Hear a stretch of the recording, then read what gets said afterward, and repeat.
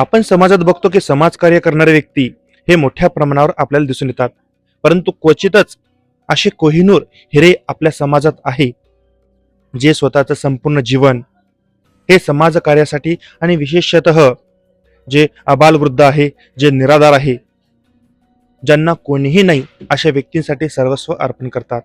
आता आपले दादा आहेत, यांची महती, यांची माहिती आणि यांचे केलेले कार्य असे की चक्क पुसं धरून आम्ही आर्णी या तालुक्यामध्ये आलेलो आहे. दादा, सर्वप्रथम आम्हाला तुमचं नाव सांगा. आपल्या जे सेवा महल आहे, आपण सेवा मंदिर म्हणू आपण याला, हे संपूर्ण आम्हाला थोडक्यात माहिती द्या. आपण त्यानंतर संपूर्ण जे परिसर आहे तो आपण फिरू. शेषराव डोंगरे, संस्थापक सचिव संत श्री जोला महाराज वृद्धाश्रम उंबरी पठार, तालुका आर्णी, जिल्हा यवतमाळ. दिनांक 2 ऑक्टोबर 1991 रोजी संत श्री जोला महाराज वृद्धाश्रम या नावानं हे सेवाधाम सुरू झालं. सुरुवातीला या वृद्धाश्रमामध्ये 7-8 माणसं होती. 35 वर्षाच्या कालखंडात वाढत वाढत वाढत वाढत आता 250 लोक या ठिकाणी झालेले आहेत. पैकी 55 लोक बेडवर पडलेले आहेत. त्यांना उठता येत नाही, चालता येत नाही, बसता येत नाही. अशा अवस्थेत या सर्व लोकांची इथे या ठिकाणी सेवा करणे आहे. बाकी 100 लोक चालणारे आहेत. त्यांचं ते करतात. त्यांना फक्त जेवण देणे, आंघोळीसाठी पाणी देणे एवढं काम करावं लागते. पण 55 लोक सारं बिल्डिंगवर करणं आहे. सरकार या वृद्धाश्रमाला 25 लोकांचं अनुदान देते. वास्तविक पाहता या ठिकाणी आज रोजी इथं 150 लोक हजर आहे. तर 150 लोकांचं अनुदान शासनाने द्यायला पाहिजे. त्या अनुदानासाठी शासनाकडे प्रस्ताव वगैरे टाकलेले आहेत. मागील 3 वर्षापासून आम्ही प्रयत्न करतो आहोत, पण अजून काही झालेलं नाही. आता महत्वाची बाब म्हणजे आपण ऍक्च्युअल मध्ये ते विषय आपण आता थोडं बोलत बोलत चालू.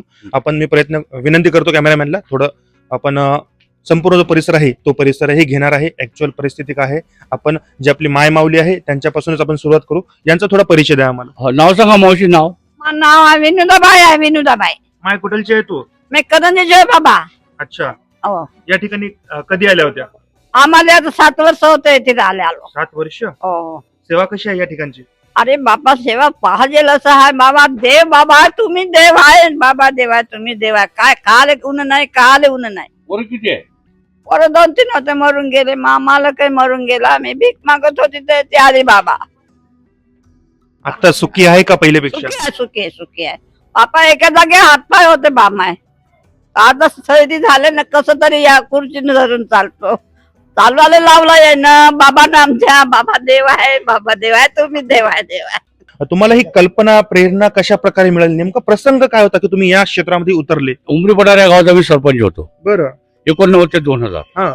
सरपंच असताना या गावामध्ये 3 निराधार म्हाताऱ्या बाया होत्या. त्यांना काही मूलबाळ नव्हतं. बरं. त्यांचा रोज सकाळी उठल्यावर माझ्या मागे तगादा राहायचा. बरं. बाबा तू या गावाचा सरपंच आहे, आमची काहीतरी लावणार आहे का व्यवस्था? आता मी जेमतेम परिस्थितीतला माणूस, त्यामुळे माझं काही धाडस होत नव्हतं. त्यावेळी मी युवक असल्यानं या गावात युवकात शिबिर आयोजित केलं. त्या शिबिरात त्यावेळी जिल्हाधिकारी होते हरा कुलकर्णी, त्यांना मी आमंत्रित केलं. कलेक्टर साहेब इथं आले. आल्यानंतर आमचं कार्यक्रम उद्घाटन झालं. उद्घाटना साहेब पत्रिका येतात. तर 3 म्हाताऱ्या उठून उभ्या झाल्या. 19 सरपंच झाले, 91 शिबिर आयोजित केलं. 2 वर्ष माझे तसेच गेले. तर ते म्हाताऱ्या साहेबांना सांगायला लागल्या की बाबा मुलं बाळने आम्हाला भाकरी करता येत नाही, आमची काहीतरी व्यवस्था करा.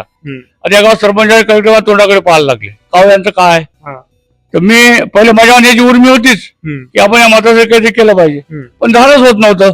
नौका माणूस 33 वर्ष होत त्यावेळेस मी 33. आता मी 68 वर्षाचा आहे. 35 वर्ष माझी याच कामात गेलं पूर्ण. आता मी एवढंच काम करतो. तर तेव्हापासून 2 ऑक्टोबर 1991 पासून हे वृद्धाश्रम चालू केलं.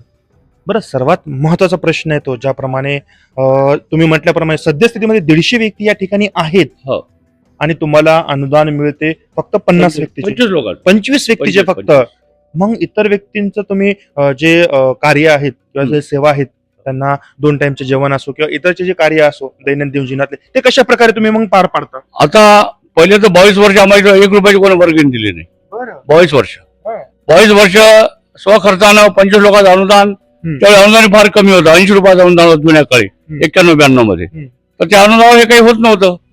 95 मध्ये सरकारनं मातोश्री नावाचे वृद्धाश्रम चालू केले. आम्हाला जे काही थोडंफार अनुदान मिळते, अनुदान सरकारनं बंद केलं. 95 ते 2000 1 रुपयाचं अनुदान नाही मिळालं. तर त्या कालखंडात मला माझी शेतीवाडी विकास काम पडलं. हे वृद्धाश्रम सुरूच राहिलं. शेतीवाडी विकली, कधी काही बाकी मंगळसूत्र विकलं. पायातल्या मी जोडे पण विकले 40 रुपयाचे. बैलजोडी विकली. हे सारं करता करता अशा तर मग आपल्याला काही राहिलं नव्हतं, काही शिल्लक नव्हतं. मग लोणीचे नंदापुरे म्हणून आहे, जयंत नंदापुरे, ते इथं आले. त्यांनी सारं पाहिलं, त्या लोकांच्या मुलाखती घेतल्या, काय बाबा कोण चालवते, काय करते. लोकांना सांगून दिलं किंवा त्याची बैलजोडी गेली, शेतीवाडी गेली, त्याच्यावर खाल आम्हाला खाल काही नाही, त्या घरी खाल काही नाही. तर अशा अवस्थेत मग त्याची मी गेलो आर्नीला. मी आर्नी येईपर्यंत तो इथंच थांबून राहिला. त्यांनी मला विचारलं, दादा म्हणे मी जयंत नंदापुरे, आज पण या कार्याशी जोडलो म्हणे मी. या कार्याशी जोडला आता हे खूप मोठं झालं. बरं, महत्वाचं म्हणजे ज्याप्रमाणे तुम्ही म्हटलं की बा तुम्ही पत्नीचं मंगळसूत्र असो किंवा घरची जमीन असो, जोडवे असो, घरातले बैल असो, हे संपूर्ण जे आपण संपत्ती म्हणतो घरातली, हे तुम्ही विकली. आणि सर्वात महत्वाचं म्हणजे तुम्ही मंगळसूत्र विकलं, म्हणजे हे खूप मोठी गोष्ट आहे आपल्या पत्नीचं. तर तुम्हाला घरातून वगैरे विरोध झाला नाही किंवा नाही? विरोध नाही झाला. कधीच नाही. माझ्या बायको मंगळसूत्र काढून दिलं, जाऊन त्या लोकांना खाल काही नाही, विका मंगळसूत्र, विकून आणा, त्या ज्वारी आणा, या लोकांना खाऊ घाला. राजी खुशीन केला मंगळसूत्र मला दिलं. आणि बाकी घरातल्या इतर व्यक्तींची प्रतिक्रिया कशी होती? आता त्यावेळी माझे मुलं लहान होते. अच्छा. तो काळ जो आहे ना, आता हा माझ्यासोबत जो मुलगा आहे जयप्रकाश, तेव्हा तो लहान होता. त्यावेळी आणखी एक मोठा आहे श्रीकांत नावाचा, ते लहान होता. हे सगळे लोक मजुरी पण केले, मजुरी सकाळी मजुरी जायचं, दुपारी शाळेत जायचं. हे काम सुद्धा त्यांनी केलेलं आहे. त्यांनी आमचा खर्च भागवलेला आहे. मग सध्या कशा प्रकारे कार्य चालते? मग तुमची दैनंदिनी कशा प्रकारे असते मग या ठिकाणी? आता सकाळी हे लोक उठतात, सकाळी यांचा चहा असते. आता हे काही कामधंदे कोणी काही करू शकत नाही, सगळं वयान थकलेले आहे. त्यामुळे सकाळी तोंड धुणे, आंघोळ करणे, चहा पिणे, आणि नंतर 10:30ला जेवण असते त्यांचं. अच्छा. मग जेवणामध्ये काय काय असते? मग यामध्ये जेवणामध्ये वरण भात पोळी भाजी. अच्छा. रोज सायंकाळी कोणतं एक वरण असते. अच्छा. उडदाचं वरण म्हणा, बरबटीचं वरण म्हणा, मूग डाळीचं वरण म्हणा, अशा प्रकारचे एक वरण असते. पण सकाळी रोज वरण भात पोळी भाजीच असते. तुम्ही म्हटल्याप्रमाणे 35 वर्षापासून तुम्ही सेवा देत आहात, तर तुम्हाला कोणकोणत्या अडचणी आजपर्यंत आलेल्या आहेत? आता अडचणीत आम्हाला रोज अडचणीचं ढिगाराच आहे इथं. या लोकांना दवाखान्यात घेऊन जाणे, आमच्यावर अँब्युलन्स नव्हती.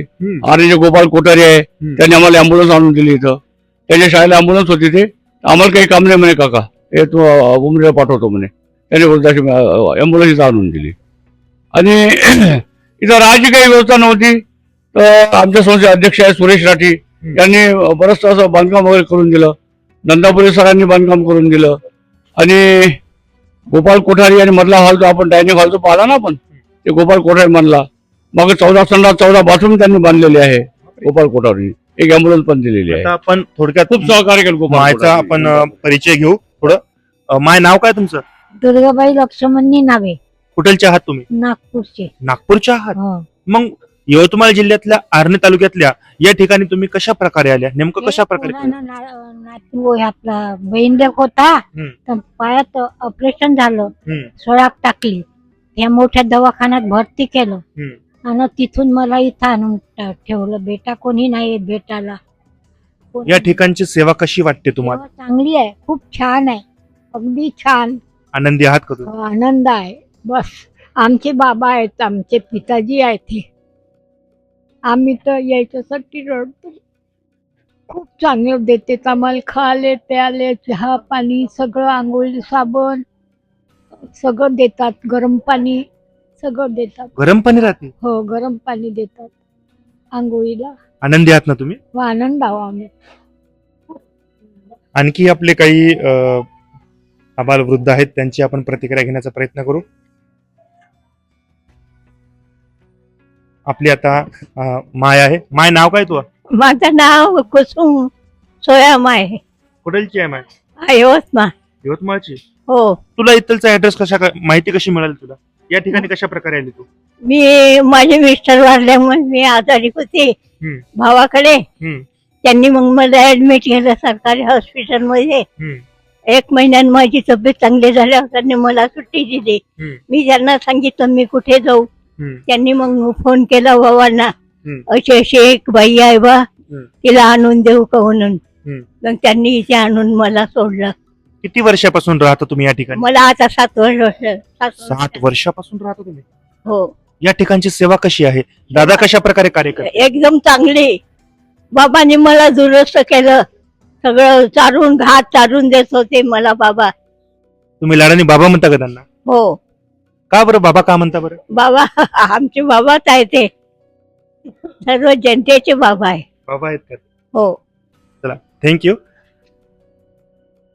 आणखी आपली आतमध्ये या आणखी. आतमध्ये पण आहे. आणखी आता एक आपण परिसर थोडक्यात बघून घेऊ. हे जे संपूर्ण या ठिकाणी उपस्थित व्यक्ती आहे, जवळपास 50 व्यक्ती आहे जे पूर्णतः बेडवर असतात. म्हणजे यांची सकाळच्या प्रातःविधीपासून संध्याकाळी झोपण्यापर्यंत, रात्री झोपण्यापर्यंत संपूर्ण जे दिनक्रम आहे त्यांचा जागेवरच असतो. आणि संपूर्ण हा दिनक्रम इथलचेच जे आपले दादा आहेत त्यांच्याच मार्गदर्शनाखाली हा पार पडतो. ही सगळ्यात महत्वाची बाब आहे, जे आजकाल सहसा कोणीही करत नाही, जर महत्वाचं बघायला गेलं तर. आणखी आपले जे आतमधले अबालवृद्ध आहेत. मावशी गाणं म्हणते चांगलं. मावशी बोलतो म्हणते. हो, हो.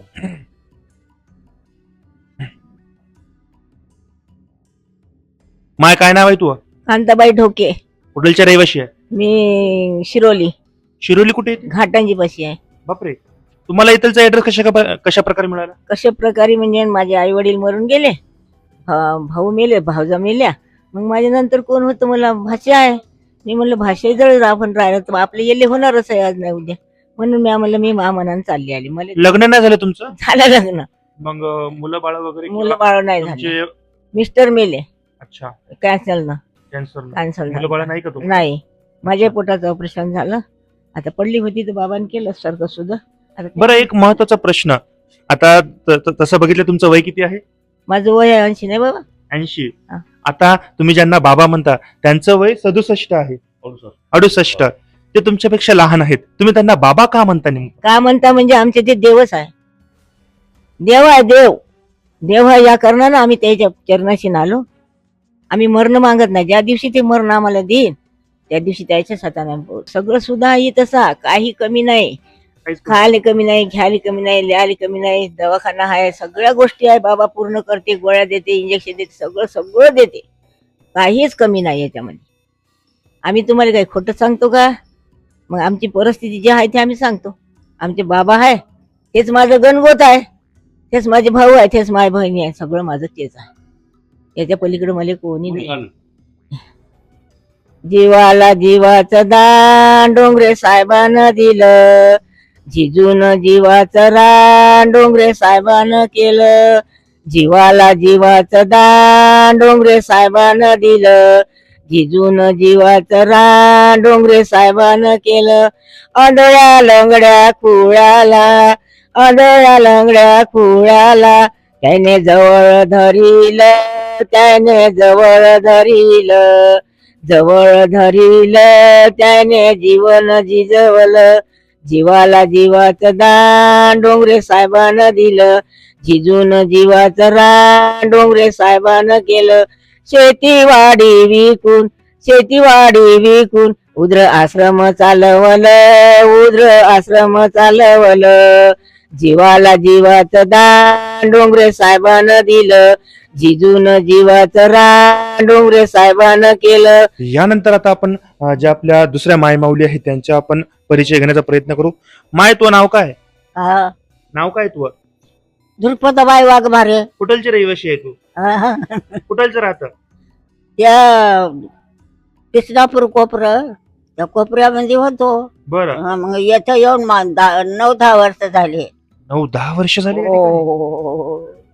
कसे आहेत तुमचे बाबा या ठिकाणी? कसा म्हणजे स्वभाव त्यांचा कसा आहे? तुझं वय किती झालं? वय किती आहे तुमचं? वय 100. हा? मग लग्न का झालं? वय 100 आहे? लग्न झालं जय हिंदाच्या आधी. तुम्हाला जय हिंद माहित आहे का? नाही बुवा. त्याच्या आधी लग्न झालं. म्हणजे भारत स्वतंत्र व्हायच्या आधी स्वातंत्र्याच्या आधी. म्हणावं लागेल काही. येथं निगा आहे ना. बरं. काम करायचं नाही, धंदा करायचा नाही, काय नाही. आयतं खायचं, राहायचं, लते कपडे. बाबा सेवक करतात. बाबा लय सोय करतात. दुःख सुख यवतमाळ काय दुखायला की मग म्हणून टिकते माणूस. म्हण एरे एरे टिकते का? गाणं म्हण गाणं. गाणं जोडलंय मनानं. बरं, म्हण ना म्हण. म्हण.